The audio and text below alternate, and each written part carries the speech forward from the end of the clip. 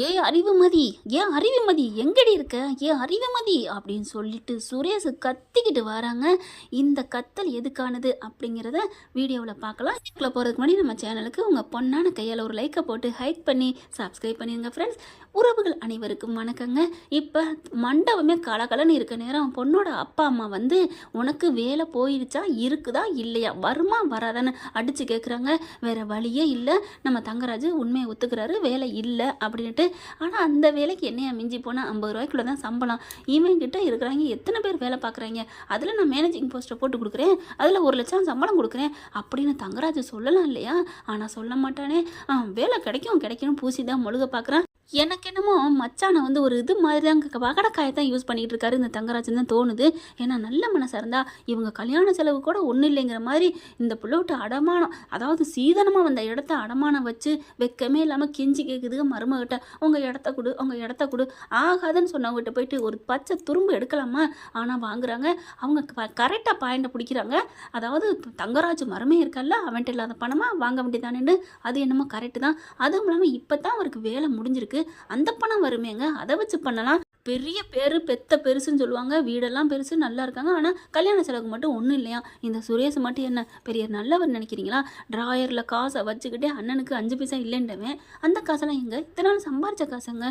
கல்யாண செலவுக்கு இவங்ககிட்ட போய் கேட்குறாங்க, அவங்களும் கொடுத்துட்றாங்க வேற வழி இல்லாமல். இப்போவும் தங்கராஜு ஆமாம் வேலை கிடச்சிச்சின்னு சொல்கிறாங்க, மழுப்பாதேன்னு சொல்லிட்டு அங்கே ஆளை கூப்பிட்டு வச்சு நிரூபிச்சிடுறாங்க. இங்கே பார் எல்லாம் தெரிஞ்சு போச்சு, வேலை இல்லை அப்படின்னு சொன்னகையோட அப்படியே ஒரு மாதிரி ஆயிடுறாங்க. இந்த கல்யாணம் வேண்டாம் அப்படிங்கல. இங்கே பாருங்க, இப்போ என்ன என் மாப்பிள்ளைக்கு வேலையா கிடைக்காது அப்படிங்கிறாங்க. என்னையா இவ்வளோ தில்லுமல் பண்ணிக்கிட்டு இருக்கீங்க, கோல்மால் பண்ணிட்டு இருக்கீங்க, என் பொண்ணு இங்கே இருக்க மாட்டா, அம்மா கிளம்புமா அப்படின்னு கூப்பிடுறாங்க. அந்த பொண்ணு அவங்க கூப்பிட்டானா டக்குன்னு போயிடுது அவங்ககிட்ட. உடனே கோவம் வந்துடுது. இவங்க மாப்பிள்ளை கெஞ்ச ஆரம்பிக்கிறாரா. தங்கராஜ் போயிட்டு அப்படிலாம் இல்லைன்னு சொல்லல. மாமியாக்கார் என்ன பண்ணுது, சும்மா நிறுத்துங்க மாப்பிள்ளை, நீங்கள் எங்கிட்ட வாங்க மாப்பிள்ளை. யோ என்ன நினச்சிட்டு இருக்க? ஆமாம் என் பிள்ளைக்கு வேலை கிடைக்கலாம், கண்டிப்பாக கிடைக்கும். கிடைக்காட்டி என்ன, அவன் இந்த வேலையிலேருந்து சாப்பிடணும் அவசியம் இல்லை. என் மாப்பிள்ளை அவனுக்கு 1000 வேலை போட்டு கொடுப்பாரு. என்னமோ அதிசயமாக பேசுகிற. வேலை இல்லைன்னா தாலி கட்ட மாட்டேன், தாலி கட்டினதுக்கப்புறம் வேலை இல்லைன்னு தெரிஞ்சிருந்தா என்ன பண்ணியிருப்பேன், தாலியை கழட்டி போட்டு போயிருப்பியா அப்படின்னு கேட்க, நான் அதையும் செஞ்சாலும் செய்வேன் அப்படிங்கிறாங்க. சே உனக்கெல்லாம் வெக்கமா இல்லை, பொண்ணு வாழ்க்கை நல்ல இடத்துல அமையணும் அப்படிங்கிற நினப்பு இல்லை, நீலாம் என்ன ஒரு தகப்பேன் அப்படி இப்படின்னு காட்டு கத்தா கத்தி விட்டு கரெக்டாக என்ன பண்ணுறாங்க, அவங்க விட்ட அம்பை அப்படியே திருப்பி விடுறாங்க. அடா ஆமாங்க, என்னையா உன் புள்ள வந்த ராசிதாயா, நிச்சயம் என்னைக்கு போட்டோமோ அப்போவே என் மயனுக்கு வேலை போச்சு, அதுக்கப்புறம் கல்யாணம் வரைக்கும் வந்துச்சு, அவனுக்கு கெட்ட பேராக வந்துச்சு, எல்லாம் உன் பொண்ணுனால தான். உன் பொண்ணு எங்கள் வீட்டுக்கு வர்றதுக்கு முன்னாடி இப்படி வந்துருச்சு, தேவையில்லையா, உன் பொண்ணை கூட்டிகிட்டு போயா. தங்கராஜ் உடனே அத்தை அதெல்லாம் அப்படிலாம் பேச, நீங்கள் சும்மா இருங்க மாப்பிள்ள, நீ கிளம்புங்க அப்படின்னு சொல்கிறாங்க. நாங்கள் ஒன்றும் இருக்கலைங்க, கிளம்புங்கடா அப்படின்னு எல்லாரும் போகிறாங்க. ஐயோன்னு எல்லாரும் பின்னாடியே கெஞ்சிக்கிட்டே போகிறாங்க. வேணாம் மாப்பிள்ள வந்துருங்க. இல்லை அத்தை, அவன் முடிவாக உறுதியாக இருக்கேன், மணவரையில் இருக்கிற பொண்ணை கூப்பிட்றான்னா அப்போ வேணான்னு தானே அர்த்தம். நீங்கள் விடுங்க மாப்பிள்ள, பார்த்துக்கலாம், சுரேஷுக்கு என்ன பொண்ணாக கிடைக்காது, கல்யாணம் பண்ணிக்கலாம் அப்படிங்கல. ஐயோ இது நான் ஏற்பாடு பண்ணது, இவன் கல்யாணம் நின்றுச்சுன்னா எனக்கு அசிங்கமாச்சே அப்படின்னு நினைக்கல. மதி அப்படியே பார்க்குது கையை கட்டிக்கிட்டு. அவனை வேணும்டா வேணும், வீட்டுக்குள்ளே என்னம்மா ஆட்டம் போட்ட, இப்போ வாழை ஆட்ட முடியல, அண்டன் ஒட்டை கட் பண்ணிட்டானா, பேசுடாம அவனே பேசு, நான் பார்த்துட்டு இருக்கேன், கண்ணு காது எனக்கு எதுக்கு ஆண்டன் கொடுத்துருக்கான், நீ இப்போ படுற அசிங்கத்தை கண்டு ரசிக்கத்தான் அப்படின்னு மனசுக்குள்ள இங்கே மாதிரி மலர் சொல்கிறத மனசுக்குள்ளே சொல்கிறதே அவர் கேட்சப் பண்ணுறாரு.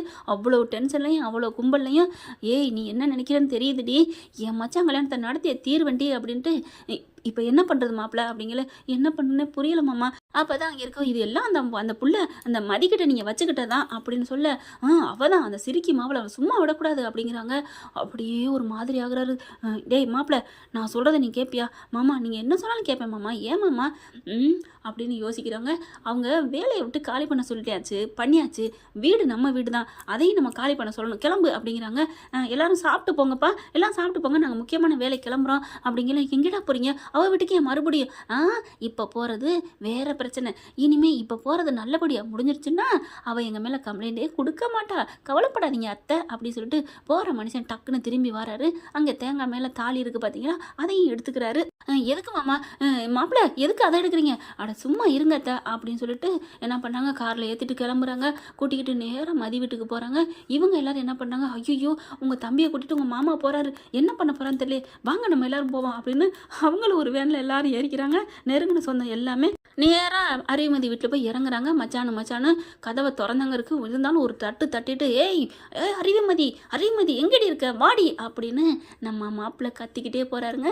இதுதாங்க ஆரம்பத்தில் சொன்னது.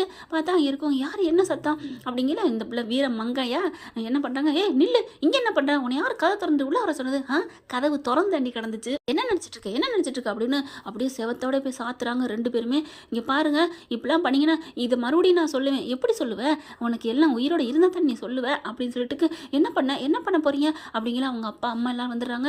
தம்பி விடுங்க தம்பி, வாயை மூடுங்க அப்படின்னு சொல்லிட்டு என்ன பண்ணுறாங்க, உள்ளுக்குலேருந்து பாக்கெட்டுலேருந்து எடுக்கிறாரு. ஐயோ எடுத்து எங்களை எதுவும் சுட்டாதீங்க, எதுவும் பண்ணிடாதீங்க அப்படிங்கல. நான் ஒன்றும் துப்பாக்கி எடுக்கல மாமா அப்படின்னு சொல்லிட்டு, மாமா இல்லை நீங்கள் எனக்கு அப்பா முறை வேணும், இவங்க எனக்கு தங்கச்சி முறை, நீங்கள் எனக்கு சின்னம்மா வேணும். ஏ குட்டி பாப்பா நீ எனக்கு தங்கச்சிடா, நான் உனக்கு அண்ணன்டா அப்படியே முறைக்குது. ஏமா அண்ணனை முறைக்கிற, நான் நல்லதான் பண்ண போயிருக்கேன் பாரு, உன் அக்காவுக்கு கல்யாணம் பண்ண போகிறேன் அப்படின்னு தாலி எடுக்கிறாங்க. சுரேஷ் என்ன பண்ணுன்னு தெரியாமல் தவிச்சு போய் நிற்கிறாரு. இந்தா தாலியை புடுறா அப்படின்னு தாலியை சுரேஷ்கிட்ட கொடுக்க சுரேஷ் ஆடி போகிறாங்க. கட்டுறா தாலியை அப்படி சொல்ல, தம்பி சார் அப்படின்னு கெஞ்சுறாங்க. என்ன சார் அப்படின்னு இந்த பாக்கெட்லேருந்து எடுக்கிறாருங்க துப்பாக்கியை. போதுமா ஒதுங்கி போங்க, எல்லார் கையிலையும் பூ கொடுக்குறேன் அப்படின்னு சொல்லிட்டு அவர் மாப்பிள்ளை மாலையாக போட்டிருந்தார் இல்லையா, அதுலேருந்து பூவை அத்து கொடுக்குறாங்க. வச்சுக்கோங்க. இன்னொரு மாலையை எடுத்து வண்டிக்குள்ள போட்டு வராரு. இந்தாடா போடுறா அவளுக்கு அப்படின்னு சொல்ல, அதெல்லாம் முடியாது அப்படிங்கிறாங்க. சரி மாலை போடாட்டி பரவாயில்ல, நீ தாலியை கட்டு அப்படின்னு சொல்ல, அப்படியே எல்லாம் வேணாங்கிறாங்க. டக்குன்னு அந்த குட்டிமா தலையில் கொண்டு கண்ணை வச்சிடறாரு. இப்போ என்ன பண்ண போறீங்க, பண்ணுறா தாலியை கட்டுறா அப்படின்னு சொன்னோன்னே வேற வழி இல்லை. குட்டிமா தங்கச்சிக்காண்டி அக்கா தியாகம் பண்ணுது. ஒன்றும் வேணான்னு எவ்வளோ கெஞ்சி பார்க்குறாங்க, மிஞ்சினாங்க, அடுத்து கெஞ்சுறாங்க. ஆனாலும் சுரேஷை பார்க்கல. என்னடா மாமா சொன்ன கேட்பேன்னு சொன்னேன், கேட்பேன் மாமா கேட்பேன், அப்போ கட்டுறா தாலியா அப்படிங்கல. அப்படியே இவளோட எப்படி, அதெல்லாம் விடுறா, எல்லாம் படிச்சிருக்கா அறிவாளி, இனிமேல் உன்னை பற்றி எந்த தகவல் வெளியில் வராதுடா, வரவே வராது, ஏன்னா இவன் தான் நம்ம வீட்டுக்குள்ள வர போகிறாளே அப்படின்னு சொல்லிட்டு தாலியை கட்ட சொல்கிறாங்க. அப்பா அம்மாங்கையில் அங்கே எல்லாரும் வேன்லேருந்து இறங்கி ஓடி வராங்க. டே சுரேஷ், டே தங்கராசு அப்படின்னு மாப்பிள்ளை அப்படின்னு எல்லாம் வர, இந்த வீட்லையா பொண்ணு எடுக்கிறீங்க, டேய் தங்கராசு மாமியா மாப்பிள்ளை இந்த போயிட்டு பொண்ணு வேணாம் இல்லை சுரேஷ் உன் அம்மா கிட்டக்க வரங்காட்டிலையும் தாலியை கட்டு அப்படிங்கிறாங்க. வேற வழி இல்லை கட்டிடுறாருங்க. இவளும் எவ்வளவோ மிஞ்சுறாங்க. அறிவு மலரும் எவ்வளவோ சுரேஷ் தம்பி வேணாம் குழந்தை நேரம் சொல்லிக்கிட்டு கிட்டக்க வரங்காட்டியும் தாலியை கட்டி முடிச்சிடுறாங்க. அதுக்கப்புறம் தாங்க அந்த புள்ள நெத்திலேருந்து எடுக்கிறாரு தங்கராஜ். அப்படியே பாவிங்களா அப்படின்னு போட்டு அவங்க அப்பா அம்மாவும் அடிக்கிறாங்க. இனிமேல் எங்களை பற்றி நீ எதுவும் சொல்ல முடியாது அப்படிங்கல சிரிக்கிறாங்க அறிவுமதி.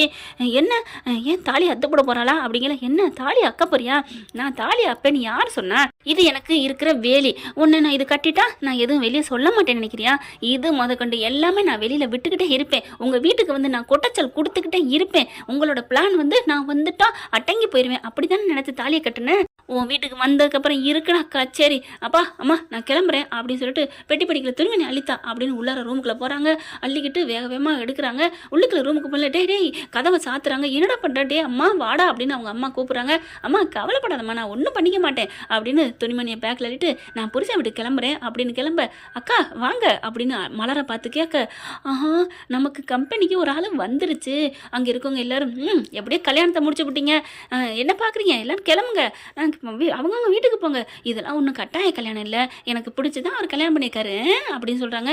ஏன்னா அங்கே இருந்துட்டு ஐயோ போச்சு இந்த பொண்ணு இந்த கல்யாணத்தையும் கம்ப்ளைண்ட் பண்ணா இவனோட கதி அதே கதி அப்படின்னு சொல்ல, கவலைப்படாதீங்க, அதுக்கு தான் இவங்க சொல்கிறாங்க, நான் என் புருஷன் நானும் நல்லா விரும்பி தான் கல்யாணம் பண்ணிக்கிட்டோம், நீங்கள் எதுவுமே பத்திரிக்கையில் போடாதீங்க ப்ளீஸ், போறீங்களா அப்படின்னு சொல்லிட்டு எல்லாரையும் சொல்ல வந்தவங்க ப்ரெஸ் ரிப்போர்ட்லாம் போயிடுறாங்க.